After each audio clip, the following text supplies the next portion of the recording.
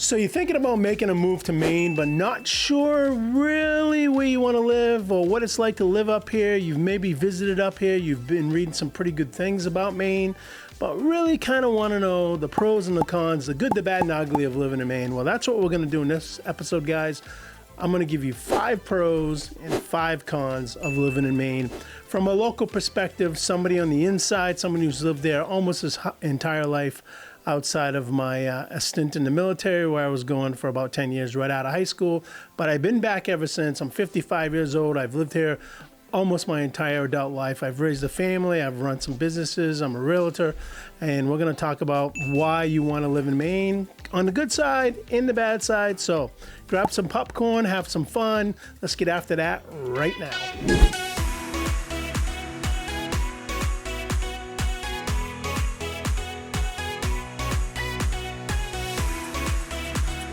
Alright guys, if this is your first time to the channel and you want to know everything there is to know about living life in Maine, the good, the bad, the ugly, like I said earlier, the yin and the yang, the things to do, the places to see, the food to eat, where to go golfing, fishing, hunting, maybe buy snowshoes, well then subscribe to this channel. Click that bell to be the first to be notified when I drop new content, which will be probably every couple times a week. Hey guys, my name is Scott, and my team and I, we get calls, texts, emails all the time asking us what it's like to live in Maine. Specifically, more so now since the pandemic has come to an end, and a lot of people have been out discovering this country and have been coming to Maine. There's quite a bit of influx coming into the state, and in fact, in 2022, Maine was the 8th most moved to state in this country, so it's not a secret anymore. But let's talk about the pros and the cons of living in Maine. So when I think about the pros, we'll start with the pros first, the 5 pros. You know, I never had this on my list before, but I'm going to put it on my list now, and I'm going to put it as number 1 because really in the last couple years, I've been hearing more and more about this, and I've kind of taken it for granted because I've lived up here most of my life. But the number 1 pro of living in Maine is safety. Maine is always traditionally in the top of the tier of safest states in this country. I think we're either 1 or 2 this year. What's interesting is 6 states in New England, which is only 6 of them, are in the top 10. So I think it's Vermont, Maine, New Hampshire, which is our border state next to us. So Vermont, Maine, New Hampshire, Massachusetts, I think, is 6th. Rhode Island is 7th, or Rhode Island is 10th, maybe, and Connecticut is 7th. So all the New England states are in the top 10, but Maine is one of the safest states in the country, and it has always been one of the safest states in the country. There's just not a lot of crime up here. I'm not saying that the state is void of crime, because obviously there's crime everywhere, but compared to the rest of the country, Maine is one of, if not the safest state in the country. And I would consider that the top reason why people are moving to Maine. You know, if you watch the news, right, I've heard it from other people, right? They're getting out of the biggest cities. There's a lot of protesting going on. Forget the political nature. That's another question in itself. And this country is so divided, but it just seems like, not that we don't have some of those same challenges here in Maine on a much smaller scale, but Maine, again, very safe. We respect each other's opinions. We respect each other. We're very friendly, and it shows in our numbers in terms of safety, as we're always in the top tier. So number 1, safety. Number 2, unemployment. Interestingly enough, at least in southern Maine, I can't speak for the whole state, but definitely in southern Maine, there are 2 jobs for every 1 person that lives in southern Maine. The state as an overall has some of the lowest unemployment rates, if not the lowest in the country. Again, I think we're the lowest in the country, but you can look up those statistics. Another fun fact is that the median average price of income in Maine, the median average income in Maine, if you will, is about $71,000. And that is like 31% higher than the median average income in the country, which is around $54,000. So, I mean, there's a lot of jobs in Maine. You know, Maine specifically, southern Maine is more kind of high tech and healthcare, and then tourism covers the whole state. But in southern Maine, again, there's plentiful of jobs and there's good paying jobs. I can't speak to the whole state, but again, our unemployment rates are some of the lowest, if not the lowest in the country. All right, number 3. This is interesting, and this is a pro because just about everywhere I've lived, it's a con. Traffic. We just don't have any, guys. I'm sure I'm going to get some feedback for some people in Maine saying, traffic? What do you mean we don't have any traffic? Have you ever tried to leave Portland at 5 o'clock in the afternoon? Yes, I've tried to leave Portland at 5 o'clock in the afternoon. I used to have offices in Portland all throughout, my younger days. I don't go to Portland as much now because I live south, and I have a home office. But traffic, people don't know. People who are from Maine have no clue what traffic is like. When I was in the Navy, when I was in Virginia, in Little Creek, and in Virginia Beach, and in Norfolk, coming out of there, the traffic was crazy. Washington, D.C., Florida, Texas, California, Chicago, Boston even. We all know what that's like. We just don't have traffic in Maine. I never, ever put commute time when I think about where I'm going to go, right? So if I have an appointment at 10 and I know it's 20 minutes by car to travel, I don't say it's 40 minutes because I got to count for traffic for 20 minutes. I don't. I say, all right, I can get there in 20 minutes. So traffic is a definite pro, or there is no traffic or a lack of traffic in Maine. So again, another pro. Number 4. Our coastline. Maine has, I think, the 4th largest coastline in the country. We have like 4,300 some odd islands off the coast. I'm sure you know a lot about Maine's coastline. You've seen it in magazines. You've seen it on other videos. You see it in calendars. But until you see it in person, you really can't get the understanding of the pure beauty and breadth of Maine's coastline. So we have really, really sandy beaches when you first come into Maine, kind of from like York and Wells and Algonquin, and then coming into Saco and Biddeford and Scarborough. And then you get kind of that rocky coastline as you continue up the coast and what we call down east, heading east, all the way up into Canada. There are some pockets of beaches, sandy beaches there, but the coastline is just spectacular, and it's definitely breathtaking. Guys, I'm from Maine, and every time I get to go up down east or go to Bar Harbor or a place like that, it is just picturesque, scenic. If you've never been here, or if you're gonna come to visit, or like in this video, you're gonna come to move here, you're definitely gonna want to visit some of the places in the coastline. And I'm gonna be dropping other videos on Maine's coast and places to see, but the coastline is definitely a number 4 pro in terms of living in Maine. There's nothing like it all over this country. I've been all over this country, and there's nothing like the Maine coastline. And then number 5 pro is the food scene. It is quite astonishing what is happening in Maine with the food scene. Yes, everybody knows about seafood and how, I think we do like 40 million pounds of lobster every year. We have an incredible seafood place in Portland, seafood kind of vibe in Portland, but there is all kinds of foodie places up and down this coast, and it's not all seafood. And when you get into Portland, Maine, I don't know of a cuisine you can't find. There's just top chefs moving here and setting up shop, and the food scene in Maine is incredible.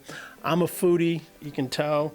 I'm a little bit bigger. I probably haven't missed many meals in my life, but the food scene in Maine, you're not gonna go hungry up here, trust me. You can go down to, I live in Biddeford, and you go to our local, right across the bridge in Saco, you go to Rapid Rays, which is a hamburger joint, and you can get some of the best lobster rolls there are. So, the food scene is incredible up here, and it seems like people in Maine really take their food seriously in terms of the chefs and the restaurants making it. Probably because, there's others out there. There's some competition, so the food scene is incredible in Maine. And again, I'm going to be dropping content about some of the best restaurants to go to in Maine as we further along this channel and have other contents. All right. I could go on and on about pros because there's a lot more, but to me, those are the top 5 from a local perspective. Now we're going to talk about the 5 cons of living in Maine. I opened up this video by saying, we get calls, texts, emails all the time, what it's like to live in Maine, and we love it. So when people are looking to move here within 9 or 90 days, we help them make that smooth move. But biggest question we get all the time is, what is the weather like, right? How cold does it get? it's relative, I'm going to say that, because I'm not going to dismiss that I like Maine's weather. I do. But I understand if you're from the south, if you're thinking about moving to the northeast, if you're thinking about, if you're from the west or the southeast and you're thinking about moving up here, you're probably going to get a little cold.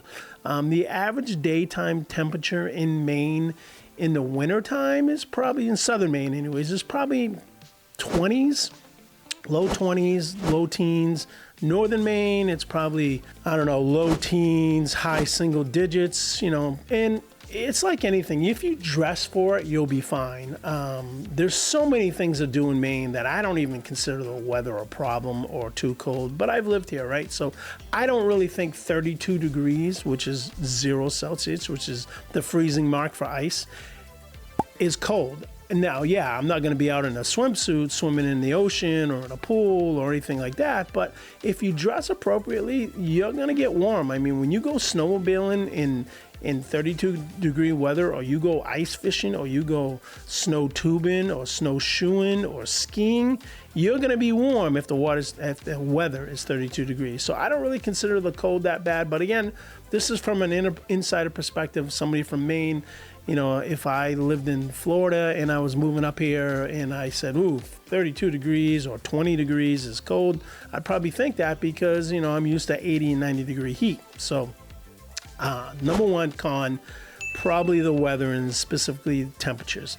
Number two, right along with weather, although I think this is a pro, but I'm going to say it's a con because most people love the snow. They just don't want to live in it. So there's nothing like that first snowstorm, a big snowstorm, not a little 2 to 3 inch snowstorm. There's nothing like getting that first snowstorm of the season, or even the big nor'easters that there seems to be less and less of them, but the big nor'easters that come into town or come into the state, it's pretty cool when you get a nor'easter. But snow, I would say, is a con only because a lot of people don't know how to drive in it. You do need special equipment to live in the snow, right? If you own a house, like most of us do, you got to figure out what you're going to do with your driveway, how you're going to get out of your driveway. Most of us have snow blowers. It's an investment you have to make if you live here in the Northeast. Some people get their get their driveways plowed. But you got to figure out how to remove the snow. And that, of course, includes shoveling. And, shoveling's good exercise. But you can have, some people get hurt shoveling, and God forbid, if you're out of shape and you're shoveling too much, I've heard of people having heart attacks when they shovel. But the snow, well, I think it's a pro because there's so many things you can do when it's snowing out or when there's snow on the ground that you can't do when there isn't snow on the ground. But I'm going to look at it as a con because most people aren't in snowy environments. So driving in the snow definitely takes used to. You gotta understand how to drive in the snow. And shoot, maybe I'll do a video on that, on how do you drive in the snow.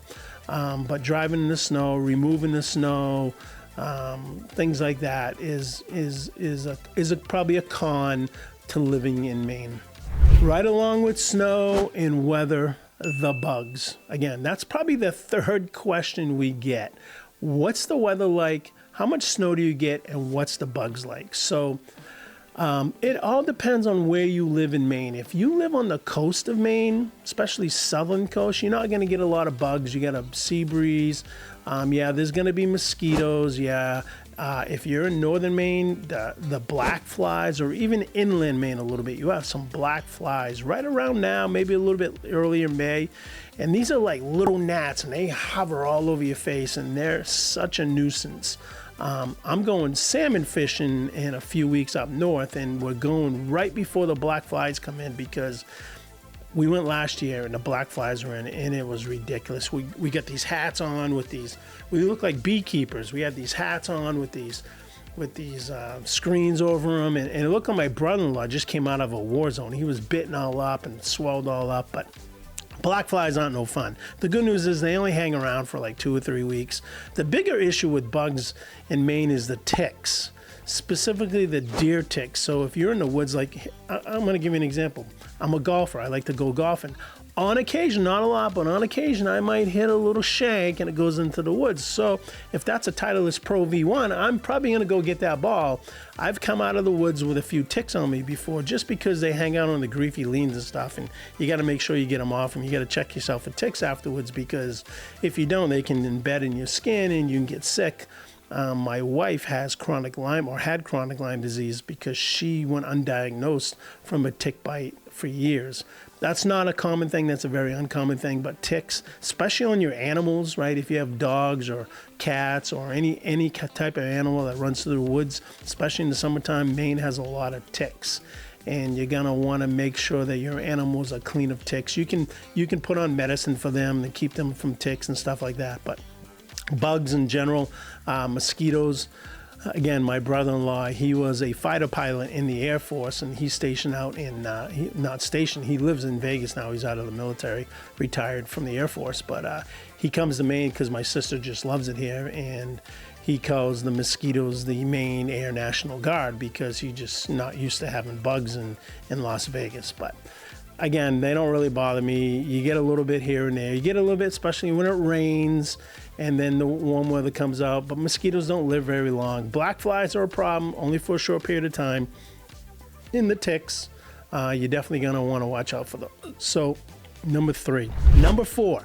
Again, I don't think this is a con, but if you're a Zer or millennial, I guess, you might look at this as a negative, as a con, the nightlife. So unless you live in the bigger cities like Portland or Bangor, or even Lewiston, Auburn, if you will, kind of the 3 biggest cities, there's not a ton of nightlife. When I say nightlife, like dance clubs and places that are open at 2 o'clock in the morning and stuff like that, there's not a ton of nightlife in Maine. Maine in general is a quieter state. Like, you know, I'm generally home on a night by 10 p.m. I just love being at home, spend time with my family, my friends. We have a lot of game nights. We have a lot of, we have people that come over and we entertain. We do backyard barbecues and fires and stuff. But if you want to go out and you want to go clubbing and hip hop in and dancing to the beat, whatever that is in this day and age, because God, I can't even understand some of the music that people listen to today. And I'm not making fun of you guys, because my daughters, who are 20 and 22, I got twins that are 20 and my oldest is 22, they listen to music that I've never heard before. What's interesting though is they also listen to a lot of music that I listened to when I was growing up in the 80s, especially kind of the big hair bands. And you know, it's all relative, but the nightlife is slower paced unless you're in Portland. And again, if you live in southern Maine, Portland's probably half hour, 45 minutes, depending on where you live from there. And if you live kind of in northern Maine or central Maine, you can get to Bangor. There is nightclubs there and stuff, but the nightlife, I've heard this from some of the younger crowds, there's not a lot of nightlife. So hey, take it for what it's worth. I'm going to put it as a con. I think it's a pro, but I'm older, so depending on who's watching this video, it could be a pro, it could be a con, who knows. And now this one's going to be controversial, but I'm going to say it anyways because I think this is a pro, but it's also a pretty big con. Maine's number one industry is tourism. As a whole. In southern Maine, it's more, as I said, technology and healthcare, but tourism. But the tourist, and I get it, guys, the tourists come here. If you're a tourist and you love coming to Maine, I get it. I mean, there's no other place you want to be in the summertime. The weather in Maine in the summertime is spectacular, and there's a lot of people that visit Maine in the summertime. Now, I have never validated this fact, but I heard it like 6 months ago.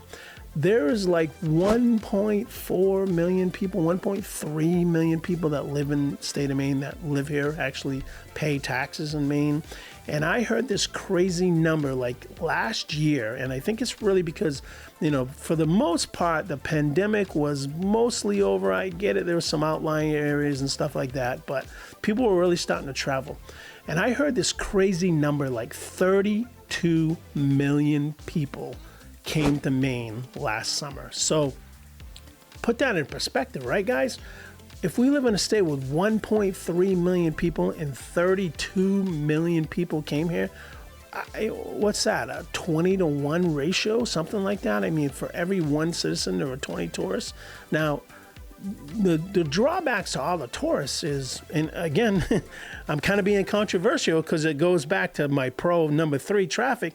There gets to be a lot of traffic. You do not want to be coming into the state of Maine on a Friday afternoon, especially between like 2 and let's say 8 coming up I-95, because there is traffic galore. And likewise, you don't want to be leaving the state or on a Monday or a Sunday night, Sunday evening, that same time frame, because there's a lot of traffic. And there's a lot of traffic all around, specifically southern Maine, tourism.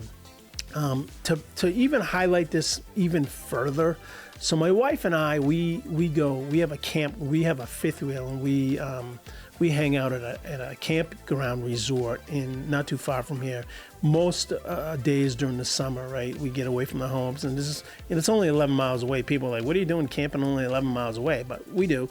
And sometimes I can't be there because I can't get on the internet. There is so many people that are in the state during that time frame. If you don't have a hardline connection, if you don't have your own Wi-Fi connection, you're going to have a hard time. If you're dependent upon the cellular service, it's tough to get internet. And to prove this point, I was so frustrated with my Verizon connection. I went to them and they said, yeah, there's nothing we're going to do. We can't invest the infrastructure into all these people because they're only here for 2 or 3 months, right? So we just don't invest in infrastructure. So I said, sure, I'll go to AT&T.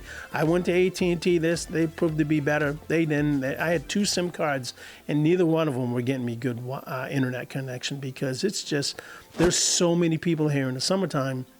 Tourists, which is a lively, which drives part of our economy, and a lot of people, there's a lot of money spent in tourism in the state of Maine, discretionary money. Tourism is probably the 5th con. That being said, I've met some people from out of state. Actually, I've met some people that are now my clients that have moved here because they used to visit. There's a lot of cool people from all over this country, and I've met a lot of them. Most tourists that I've met are really cool.